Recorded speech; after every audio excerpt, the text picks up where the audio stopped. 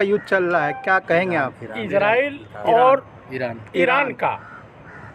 देखिए, इजराइल जो है वो अमेरिका का पालतू कुकुर है। एल्सीशियन कह लीजिए, एल्डबरा कह लीजिए, डाबरमैन। ये डाबरमैन वाला है।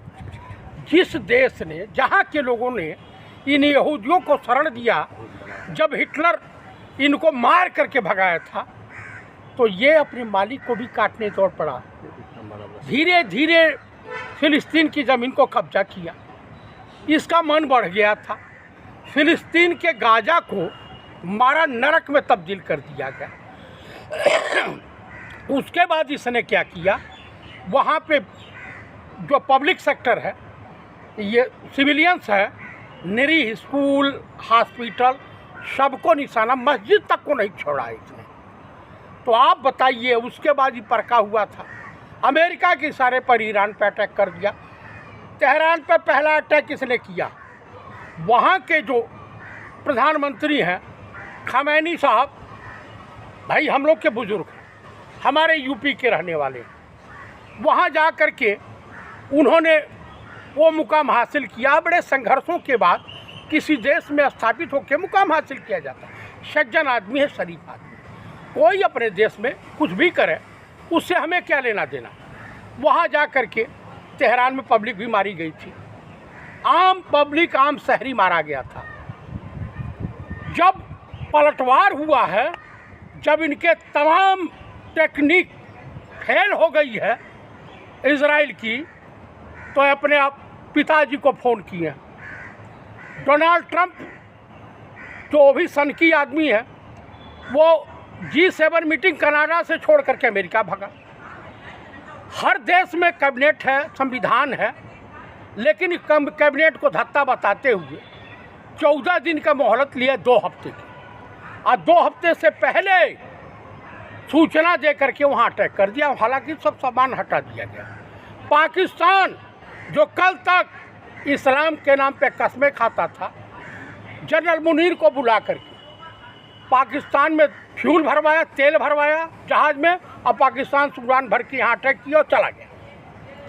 तो कुल मिला करके ऐसा कोई सगा नहीं जिसे अमेरिका ने ठगा नहीं। कोई देश ऐसा, कोई मुल्क बता दिए। इराक को इन्होंने तबाह किया था कि ये बना रहे, रासायनिक हथियार बना रहे। जबकि हिंदुस्तान का परम मित्र रसिया, परम मित्र विपत्त काल का सहयोगी ईरान, इराक और फिलिस्तीन है। लेकिन हमारे देश में कुछ ऐसे फिरका परस्त ताकतें हैं जो यहूदियों को अपना बाप बनाने पर तुले हुए। आप मुझे बता दीजिए कि यहूदी किसी के होते हैं? मुझे बताइए, किसी के हुए हो तो बता दे कोई। कुल मिला करके मैं यही कहूँगा कि आज तो अमेरिका ईरान और इजराइल को आपस में भिड़वा करके इजराइल का सत्यानाश करवा दिया। कल मुनीर को पाल रहा है। मुनीर के मार्फत हिंदुस्तान पे हमले करवा करके हिंदुस्तान, भाई लड़ाई होगी तो दोनों मुल्क बर्बाद होंगे। ये हमारे देश के शासनाध्यक्ष माननीय प्रधानमंत्री श्रीमान नरेंद्र दामोदर दास मोदी, संघी विचारधारा के लोग, नफरत फैलाने वाले लोग समझ नहीं पा रहे हैं कि इसका परिणाम होगा क्या। जो इजराइल का परिणाम हुआ वो हिंदुस्तान का भी हो सकता है, और विश्व के नक्शे से पाकिस्तान समाप्त हो सकता है। दोनों परमाणु संपन्न देश हैं। तो कुल मिलाकर के मैं यही कहूँगा कि आपने रसिया को बायकॉट कर दिया, आपने ईरान को बायकॉट कर दिया, आपने इराक को बायकॉट कर दिया। हर मुल्क कहीं आफत हो जाती है, हैवानी सुल्तानी पड़ती है, उस मुल्क की आवाम, जनता जनार्दन को बचाने के लिए मानवता कहती, इंसानियत कहती है।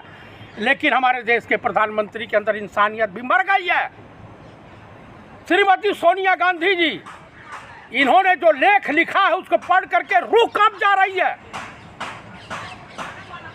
यही सभा हुई थी। इनके लेख लिखने के बाद जानते हैं क्या प्रतिक्रिया आई है इजराइल के एम्बेसडर? न कांग्रेस पार्टी है ना हिंदुस्तान। इजराइल वासियों सुन लो, यहूदियों, तुम्हारे बाप की जागीर नहीं है, हम अमेरिका को कल भी जूती पर रखते थे, आज भी रखेंगे। हम लोग सच्चे हिंदुस्तानी हो, जितने सच्चे हिंदुस्तानी हैं वो खमैनी साहब के साथ, हम ईरान के साथ हैं। जब बिगाड़ना है बिगाड़ लो। आपको बता दूं, जिस दिन तेल रोक दिया, फ्यूल्स रोक दिए, डीजल सप्लाई बंद कर दिया ईरान, हिंदुस्तान में 200 रुपया लीटर पेट्रोल बिकेगा। अभी कल से बंदिश लगी है। आपको जो है मध्यम वर्गीय मार्ग अपनाते हुए हर पीड़ित के साथ रहना चाहिए। फिलिस्तीन के यासीन अराफात थे, इंदिरा जी की हत्या हुई, अपनी बहन मानते थे, राखी पहनाती थी। और इजराइल तो हमारा कभी सहयोगी नहीं रहा। फिलिस्तीन के कई घरों में, कई हजार घरों में चूल्हे नहीं जले थे। ईरान के कई घरों में चूल्हे नहीं जले थे। जब इंदिरा जी की हत्या हुई थी, इराक में नहीं जले थे, वो रसिया में नहीं जले थे। हितैषी हमारे वो हैं कि अमेरिका है, वही का निक्सन था। तो ट्रम्प साहब समझौता क्यों नहीं करा देते? समझौता वो तो उसकी निगाह सीधे ईरान के तेल के कुओं पे है। कहीं ना कहीं कब्जा करना चाहते। वो कब्जा करना चाहता है, दादागिरी करना चाहता है। तो रसिया भी तैयार है, चीन भी तैयार है और किम जोंग भी तैयार है। इस बार अमेरिका तुम नक्शे से मिट जाओगे तो हमारे पर टैरिफ लगाओगे। इजराइल से, ईरान से हमारे संबंध है। हमारे 3 व्यापारिक प्रतिष्ठानों पर इसने प्रतिबंध लगाया, टैरिफ लगाया। अमेरिका की सुपर शक्तियों के सामने ईरान टिकेगा क्या? क्या बिगाड़ लेंगे? ये भी परमाणु संपन्न देश है। कोरिया भी, नॉर्थ कोरिया भी, उत्तरी कोरिया भी परमाणु संपन्न देश है। और 38 बार पृथ्वी से अमेरिका को मिटाने की हैसियत रसिया के पास है, चाइना के पास है। ये चाहते हैं कि दक्षिण एशिया कुरुक्षेत्र का मैदान बने। तो कहीं ना कहीं विश्व युद्ध की तरफ जा रहा है विश्व युद्ध। अमेरिका फट्टू है। वियतनाम को 2500 साल लड़ा, वियतनाम इसको पानी भर दिया था। वहाँ की जनता ने नारा लगाया था, तेरा नाम मेरा नाम वियतनाम वियतनाम। और यहाँ जान लीजिए, इजराइल हो, अमेरिका हो या नाटो देश हो, एक ईरान का बाल भी बांका नहीं कर पाएंगे। अरे ईरान का समर्थन क्यों करते हैं आप? अच्छा क्यों ना करूं भैया, हमारा मित्र है, हमारे विपद का साथी है। जब 1994-95 में अमेरिका और तमाम देश पाकिस्तान मिल करके ये जम्मू कश्मीर के मुद्दे पर बहस करवाए थे, तो रसिया और ईरान, इराक हमारे पक्ष में खड़ा हुए थे। इजराइल तो तब भी हमारे साथ नहीं था। पेगासस दे दिए थे, ईवीएम चोरी करने के लिए टेक्निक दे दिए थे। इसलिए मैं उसे हितैषी मानूं।